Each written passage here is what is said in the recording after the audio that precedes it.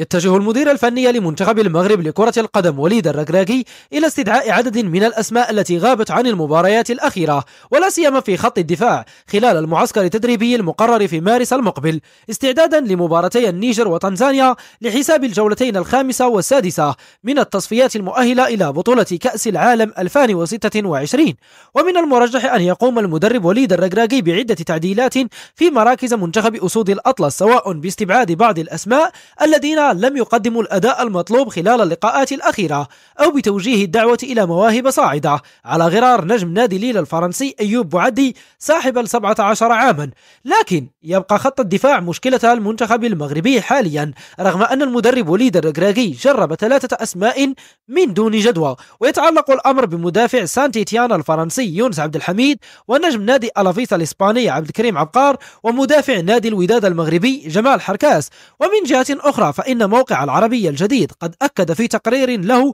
بأن الجولة الخليجية التي قام بها المدرب وليد الركراكي تأتي بهدف لقاء مدافع نادي السد القطري رومان سيس صاحب 34 عاما، بغرض استعادة خدماته خلال مباراتي النيجر وتنزانيا المقبلتين، فضلا عن لقائه أيضا مدافع نادي الوحدة السعودي جواد الياميق للوقوف على مدى جهوزيته فنيا وبدنيا لتدعيم تشكيلة منتخب أسود الأطلس. ورغم ذلك فإن مشكلة المنتخب دفاعيا لن تحل بإعادة هؤلاء الأسماء، بالرغم من تجربتهم الدولية التي لا يستهان بها. وأصبح مركز الدفاع بالمنتخب المغربي يشغل بال الركراكي بعد تراجع أداء عدد من الأسماء البارزة التي تألقت في مونديال قطر 2022، ما جعله يطرق باب مدافع نادي فولهام الإنجليزي الذي ينحدر من أب سنغالي وأم مغربية، لذا يحمل 3 جنسيات، وهي الفرنسية بلد المنشأ، والسنغالية، والمغربية. وأكد موقع المغرب سبورت أن وليد الركراكي مدرب المنتخب المغربي يتجه نحو الدوري الإنجليزي من أجل إقناع مدافع فريق فولهام عيسى ديوب